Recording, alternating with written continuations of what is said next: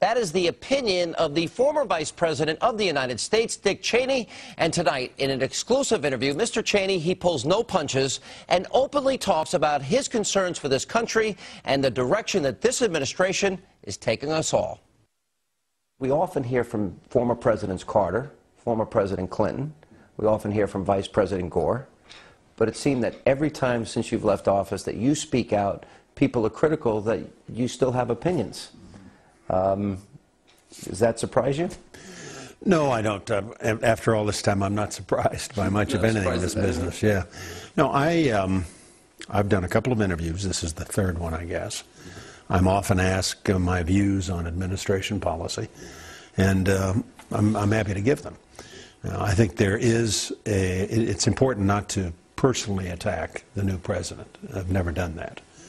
But I do think they are addressing big issues, and those positions they take should not go unanswered. I think it's important that we respond to them. We've seen a lot of decisions made, especially in this administration, with respect to the war on terror, which is no longer a war on terror. It's an overseas contingency operation.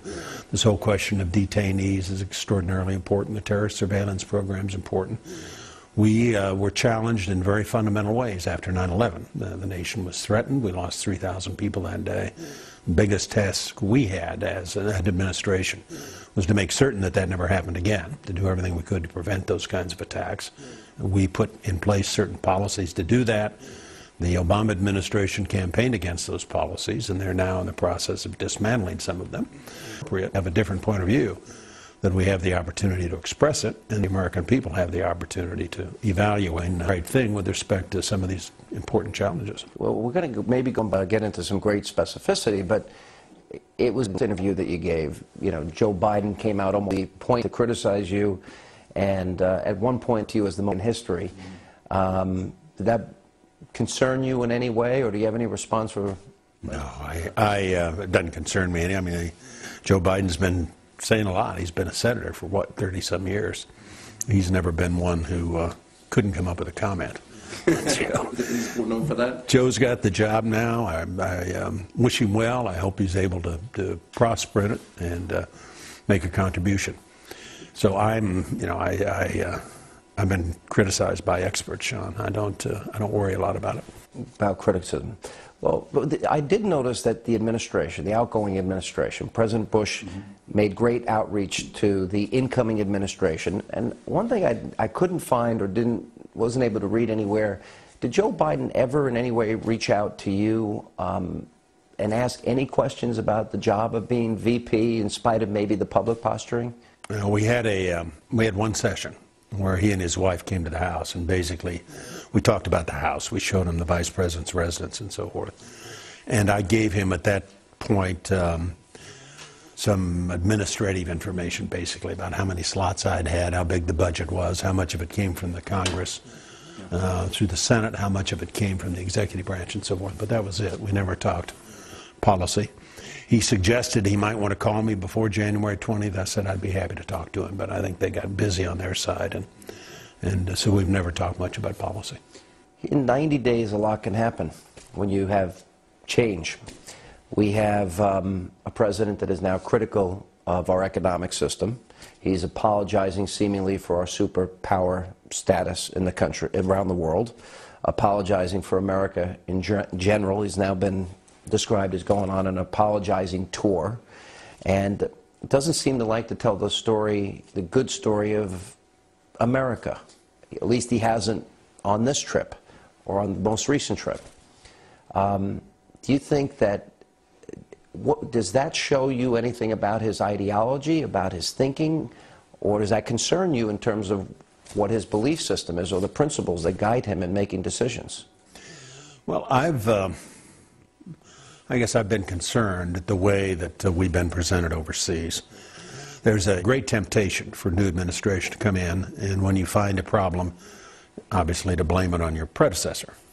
We did it. I'm sure the Obama administration's not the first one ever to do that. But what I find disturbing is the extent to which he's gone to Europe, for example, and seemed to apologize profusely in Europe, and been to Mexico and apologized there and so forth. And I think you have to be very careful.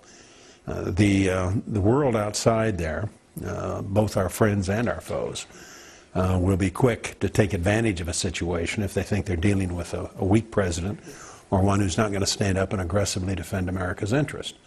The United States provides most of the leadership in the world. We have for a long time.